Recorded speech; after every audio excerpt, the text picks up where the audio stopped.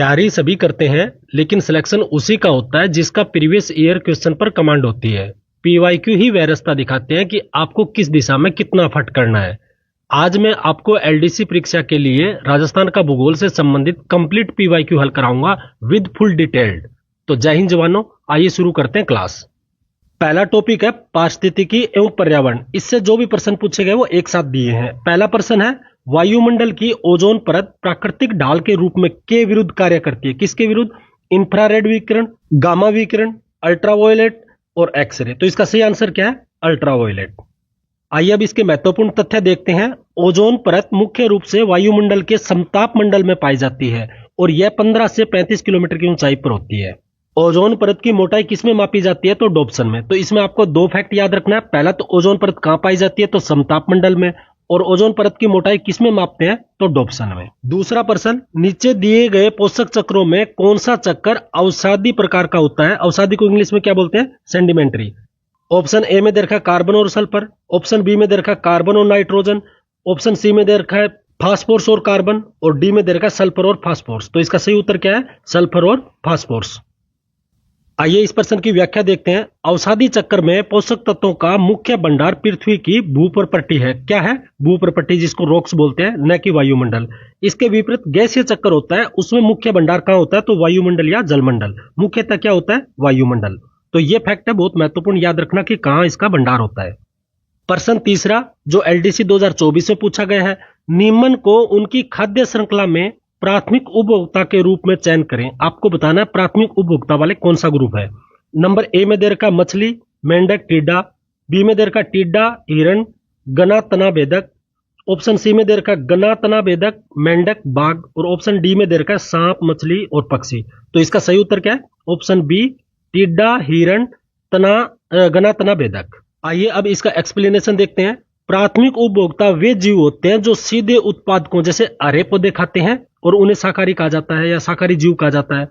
खाद्य श्रृंखला में ऊर्जा का प्रवाह हमेशा एक दिशीय होता है और यह 10% ऊर्जा नियम का पालन करता है। मतलब नेक्स्ट में जो भी जाएगा ना, वो 10% लेके जाएगा। किसी ने जैसे पौधा होता है उसमें 100% होता है, तो इसका 10% ही जाएगा। हिरण खाती है, हिरण को अगर शेर खाएगा तो उसमें सिर्फ 10% का 10% जाएगा, तो कितना? 1% जाएगा। ये नियम पालन करता है किसमें? खाद्य श्रृंखला में। प्रश्न चौथा, प्राकृतिक क्रियाशील इकाई कहलाती है। क्या कहलाती है? वायुमंडल, जैवमंडल, पारितंत्र और पर्यावरण। तो क्या कहलाती है? पारितंत्र यानी इकोसिस्टम। इसके महत्वपूर्ण तथ्य कौन से हैं? इकोसिस्टम शब्द का प्रयोग सर्वप्रथम एजी टास्ले ने 1935 में किया। तो किसने किया? एजी टास्ले ने। पारितंत्र यानी इकोसिस्टम में जैविक और अजैविक घटक आपस में क्रिया करते हैं। जैविक कौन से होते हैं? जैसे जीव जंतु हो गए। और अजैविक कौन से हो गए? मिट्टी, वायु, जल। प्रश्न पांचवा, संपूर्ण सौर ऊर्जा जो उत्पादकों के माध्यम से सजीव तंत्र में प्रवेश करती है और अंततः वायुमंडल में पुनः चली जाती है, स्थितिज ऊर्जा के रूप में, प्रकाश के रूप में, उष्मा के रूप में और कार्बनिक पदार्थों के रूप में। तो इसका सही उत्तर क्या है? ऑप्शन सी, उष्मा के रूप में। महत्वपूर्ण तथ्य देखिए, उष्मा गतिकी के नियम के अनुसार प्रत्येक पोषण स्तर पर ऊर्जा का ट्रांसफर होने पर कुछ ऊर्जा उष्मा के रूप में नष्ट हो जाती है। किसके रूप में? उष्मा के रूप में। और यही क्या होती है कि पर्यावरण में मिल जाती है वापिस।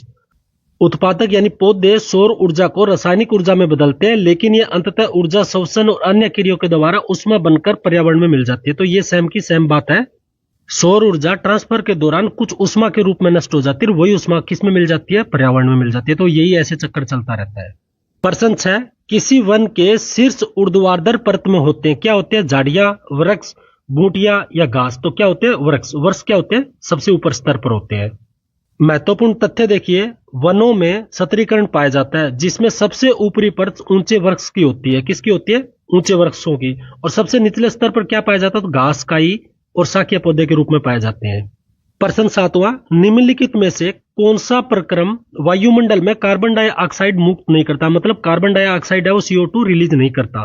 पहला है उत्पादकों की श्वसन प्रक्रिया, दूसरा उपभोक्ताओं का श्वसन प्रक्रिया, तीसरा कार्बनिक अपशिष्ट का जलना और चौथा है प्रकाश संश्लेषण। इसका सही उत्तर क्या है? प्रकाश संश्लेषण। प्रकाश संश्लेषण क्या करता है कि वो कार्बन डाइऑक्साइड तो लेता है और ऑक्सीजन रिलीज करता है।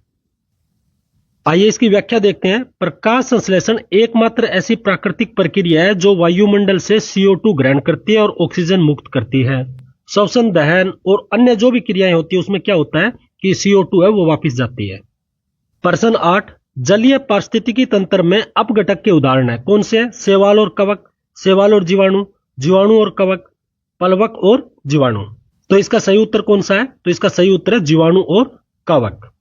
अपघटक मृत कार्बनिक पदार्थों को सरल अकार्बनिक पदार्थों में तोड़कर पारिस्थितिकी तंत्र में खनिजों का पुनर्चक्रण करते हैं। कौन करते हैं? अपघटक। इन्हें प्रकृति के सफाई कर्मचारी भी कहा जाता है। क्यों? क्योंकि ये अपशिष्ट पदार्थों को साफ करने का काम करते हैं। प्रश्न 9, निम्नलिखित में से कौन सा कथन सत्य है? आपको ढूंढना है सत्य, इसको अंडरलाइन कर लिया करो। पहला दे रखा है, समुद्र में जैव मात्रा के पिरामिड सदैव सीधे होते हैं। घास के मैदान का पिरामिड प्राय उल्टा होता है। तीसरे में दे रखा है, ऊर्जा पिरामिड सदैव खड़ी अवस्था में होते हैं। और ऑप्शन डी में दे रखा है, ऊर्जा पिरामिड सदैव उल्टा होता है। तो इसका सही उत्तर क्या है? ऑप्शन सी, ऊर्जा पिरामिड सदैव खड़ी अवस्था में होते हैं, इस टाइप से होते हैं। ऊर्जा पिरामिड कभी भी उल्टा नहीं हो सकता, क्योंकि यह प्रत्येक ऊर्जा स्तर में कमी होती जाती है, यानी कम होते जाते हैं ऊपर से ऊपर। सबसे ज्यादा प्राथमिक में इतना होता है, फिर सेकंड और फिर थर्ड, मतलब आगे से आगे क्या होता है? कम होता जाता है। जलीय समुद्री पारिस्थितिकी तंत्र में जैव मात्रा का पिरामिड अक्सर उल्टा होता है। प्रश्न 10, एक समुद्री पारिस्थितिकी तंत्र में किस क्षेत्र में प्रकाश मंद होता है? किस में होता है? यूफोटिक, नेरेटिक, एफोटिक और इंटरटाइल। तो किस में होते हैं? ऑप्शन सी, इफोटिक में। इफोटिक क्षेत्र समुद्र की वह गहराई होती है जहां सूर्य का प्रकाश नहीं पहुंच पाता है, या बहुत ही धुंधला यानी कम पहुंच पाता है, जिसके कारण क्या है? प्रकाश संश्लेषण होना संभव नहीं है। इसी को क्या कहते हैं? इफोटिक क्षेत्र। यूफोटिक क्षेत्र वह क्षेत्र होता है जो सबसे ऊपर होता है और प्राय यहाँ प्रकाश पहुंचता है, और यहाँ पर सर्वाधिक जीवन पाया जाता है। किसका? समुद्री जीवों का। प्रश्न 11, भारत की प्रमुख पारिस्थितिकीय समस्याओं में से एक भू निम्नीकरण से क्या अभिप्राय है? ऑप्शन ए में दे रखा है असंवैधानिक अनियंत्रित खनन, बी में दे रखा है भूमि का तीव्र गति से अपरदन, सी में दे रखा है भूमि की उत्पादकता में कमी, और डी में दे रखा है भूस्खलन। तो इसका सही उत्तर क्या है? ऑप्शन सी, भूमि की उत्पादकता में कमी। भू निम्नीकरण वह प्रक्रिया है जिसमें मृदा की जैविक या आर्थिक उत्पादन क्षमता कम हो जाती है, और इसके कारण क्या क्या है? जैसे अत्यधिक चराई होगी, वनों की कटाई होगी, रासायनिक उर्वरकों का अनुचित उपयोग यानी ज्यादा यूज करना। प्रश्न 12, भारत के सांख्यिकी एब्स्ट्रैक्ट 2007 के अनुसार भारत के कुल कितने राज्यों में, राज्य और केंद्र शासित प्रदेश दोनों को मिलाकर 33% से अधिक वन पाए जाते हैं? 20 राज्यों में, 15 में, 14 में, 18 में। तो इसका सही उत्तर क्या है? ऑप्शन बी, 15 राज्यों में। और ये किसका है? 2007 के अनुसार, क्योंकि LDC 2018 में पूछा है तो ये पहले के डेटा है। ये पुराना डेटा होने के कारण इससे ज्यादा ये महत्वपूर्ण है। वर्तमान में 2021 के अनुसार कितने राज्य हो गए हैं? तो इनकी संख्या बढ़कर 17 हो चुकी है। 13वां प्रश्न 2018 में आया हुआ है, LDC 2018 में, बहुत बेसिक प्रश्न है। वन नीति के अनुसार कितने प्रतिशत वन होना चाहिए? 20%, 33%, 25%, 15%। तो इसका सही उत्तर क्या है? 33%। इसमें सबसे महत्वपूर्ण जानने वाली बात यह है कि राष्ट्रीय वन नीति 1988 का लक्ष्य था कि कुल भूभाग का 33% पर वन होने चाहिए। तो यह फैक्ट आपको याद रखना है। और उसमें पहाड़ी क्षेत्र पर कितना माना गया? 66%। प्रश्न 14 जो 2024 में आया हुआ है, निम्नलिखित में कौन सा नगर भारत का प्रथम आर्द्र भूमि नगर बना? कौन सा? शिलांग, उदयपुर, भोपाल, इंदौर। तो इसका सही उत्तर क्या है? उत्तर बी, उदयपुर। प्रश्न 15, मानस जीवमंडल आरक्षित क्षेत्र किस राज्य में है? पश्चिमी बंगाल, असम, अरुणाचल प्रदेश, तमिलनाडु। तो इसका सही उत्तर क्या है? असम। प्रश्न 16, भारत के सबसे पुराना राष्ट्रीय उद्यान कौन सा है? ऑप्शन ए में दे रखा है एमिस राष्ट्रीय उद्यान, बी में जिम कार्बेट, सी में कान्हा राष्ट्रीय उद्यान, डी में हजारीबाग राष्ट्रीय उद्यान। तो इसका सही उत्तर क्या है? ऑप्शन बी, जिम कार्बेट राष्ट्रीय उद्यान। और ये कहां पर स्थित है? तो ये उत्तराखंड में। जिम कार्बेट राष्ट्रीय उद्यान की स्थापना 1936 में उत्तराखंड में एली नेशनल पार्क के रूप में हुई थी। सबसे पहले इसका नाम क्या रखा गया था? तो एली नेशनल पार्क। और 1973 में टाइगर प्रोजेक्ट की शुरुआत है वो इसी उद्यान से की गई थी। किससे? जिम कार्बेट राष्ट्रीय उद्यान से। और ये कहां पर है? तो ये उत्तराखंड में। प्रश्न 17, भारत सरकार द्वारा किस संभावित स्थान को चीता पुनर्वास योजना के लिए चुना गया है? नाहरगढ़ जयपुर, शेरगढ़ बारां, शाहगढ़ जैसलमेर और रामगढ़ जयपुर। तो इसका सही उत्तर क्या है? शाहगढ़ जैसलमेर। और याद रखना ये LDC 2013 में आया हुआ प्रश्न है, तो उसके संदर्भ में उस समय के लिए पूछा गया है। प्रश्न 18, भारत की सबसे ऊंची पर्वत चोटी कौन सी है? एवरेस्ट, कंचनजंगा, नंदा देवी, अन्नपूर्णा। तो इसका सही उत्तर कौन सा है? कंचनजंगा। वैसे तो सबसे बड़ी एवरेस्ट है, लेकिन ये भारत में नहीं है, नेपाल में है। तो इसलिए सही उत्तर क्या है इसका? Option B. एलडीसी 2024 में पूछा गया प्रश्न है, हिमालय के किस भाग में क्रेवा भू आकृति मिलती है? ऑप्शन ए में दे रखा है पूर्वी हिमालय, बी में दे रखा है कश्मीर हिमालय, सी में पूर्वी उत्तर पूर्वी हिमालय और डी में दे रखा है हिमाचल उत्तराखंड हिमालय। तो इसका सही उत्तर क्या है? Option B Kashmir Himalaya. करेवा उपजाऊ जलोढ़ मिट्टी के जमाव होते हैं जो विशेष रूप से केसर की खेती के लिए प्रसिद्ध है। किसके लिए? केसर की खेती के लिए। प्रश्न 20वां, निम्न में से कौन सी पर्वत श्रेणियां नवीनतम है? अरावली की, हिमालय की, सतपुड़ा, सह्याद्री। तो किसकी है? ऑप्शन नंबर बी हिमालय की। हिमालय एक नवीन वल्लित पर्वत है जिसका निर्माण तेथिस सागर के अवसादों में मोड़ पड़ने के कारण हुआ। और अरावली क्या है? अरावली विश्व की सबसे प्राचीन वल्लित पर्वत श्रेणियों में से एक है। 21वां प्रश्न है, जो भारत की नदियां दे रखी है उसको उत्तर से दक्षिण दिशा में व्यवस्थित करनी है। एक में दे रखा है गोदावरी, बी में दे रखा है कावेरी, सी में चंबल और डी में नर्मदा। तो सबसे पहले तो आप ये जानिए कि उत्तर और मध्य भारत की ये दो नदियां हैं। तो सबसे पहले तो आएगा सी और फिर आएगा डी। तो यहां देखो सी और डी किस में दे रखा है? इसमें नहीं है, इसमें है, इसमें नहीं है, इसमें नहीं है। उत्तर तो आपका बी हो गया। तो लेकिन आगे इसको अगर देखना है तो गोदावरी और कावेरी में सबसे दक्षिणतम कौन सी है? तो कावेरी है। तो इसके बाद में आएगा ए और फिर आएगा बी। तो ऑप्शन कौन सा हो गया? बी। प्रश्न 22वां एलडीसी 2024 में पूछा गया है, निम्नलिखित में से कौन सा भारतीय राज्य बांग्लादेश के साथ अपने राज्यों की सीमा साझा नहीं करता? असम करता है, मणिपुर नहीं करता, त्रिपुरा करता है, मेघालय करता है। तो इसका सही उत्तर कौन सा हो गया? Option B Manipur.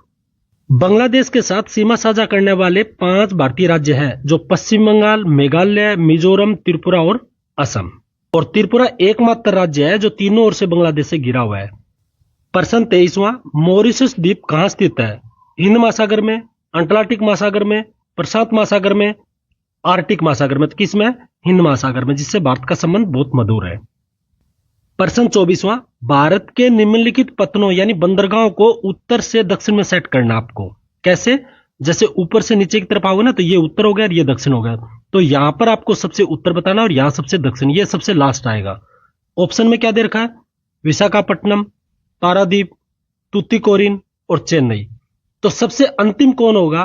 तो ये होगा तुतिकोरिन, ये सबसे साउथ में होगा। तो सी सबसे लास्ट में है। किस किस में है? इसमें है, इसमें। ये दो ऑप्शन तो कट गए। उसके बाद देखो कौन सा सेट हो सकता है। अब सबसे उत्तर कौन सा होगा?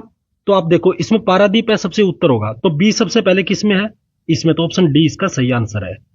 प्रश्न 25वां, किस बंदरगाह पर बढ़ते दबाव को कम करने के लिए हल्दिया बंदरगाह को एक सहायक बंदरगाह के रूप में विकसित किया? वैसे अगर आपको पता हो कि हल्दिया है कहां बंदरगाह, कि पश्चिम बंगाल में है, तो देखते ही आपको उत्तर का पता चल जाएगा, कोलकाता।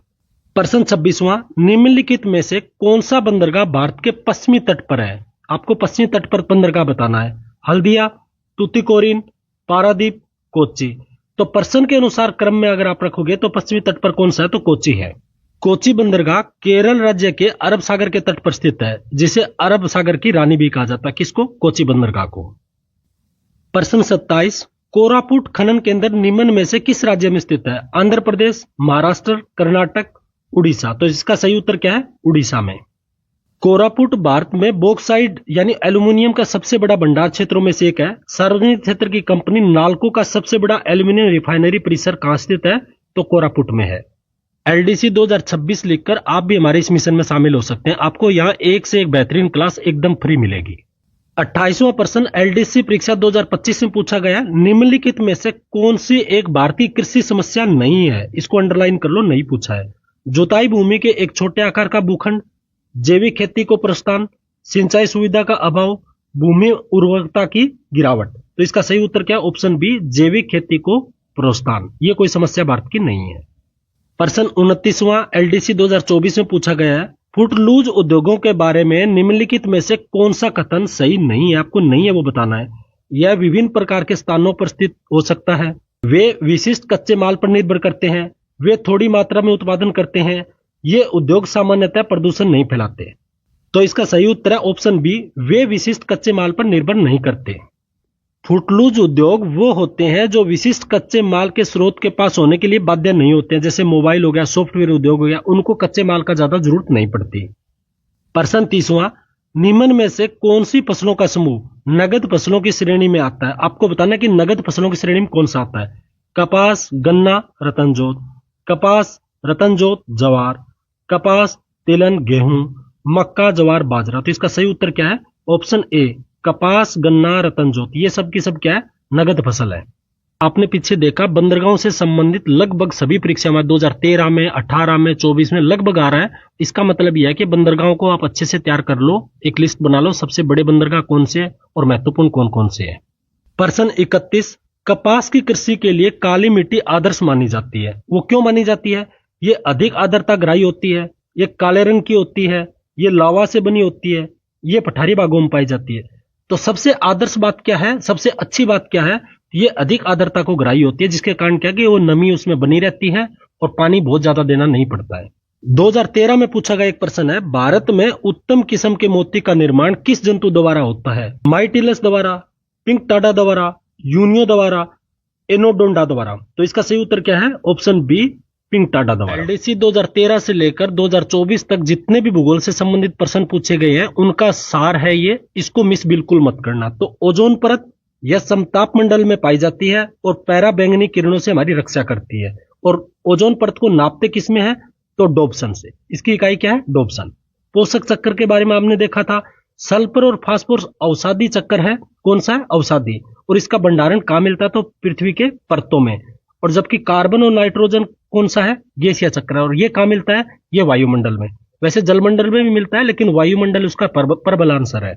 उसके बाद मिला हमें पारितंत्र। यह प्रकृति की क्रियाशील इकाई है जो ऊर्जा का प्रवाह हमेशा एक दिशीय होता है। याद रखना, पारितंत्र में ऊर्जा का प्रवाह हमेशा एक दिशीय होता है। ये डायरेक्ट प्रश्न पूछ लिया जाता है। और लास्ट में उष्मा के रूप में ये मुक्त हो जाता है। फिर आया था ऊर्जा पिरामिड। ऊर्जा पिरामिड हमेशा सीधा होता है, जबकि समुद्र में ज्योभार का पिरामिड है वो उल्टा होता है। उसके बाद है प्रकाश संश्लेषण।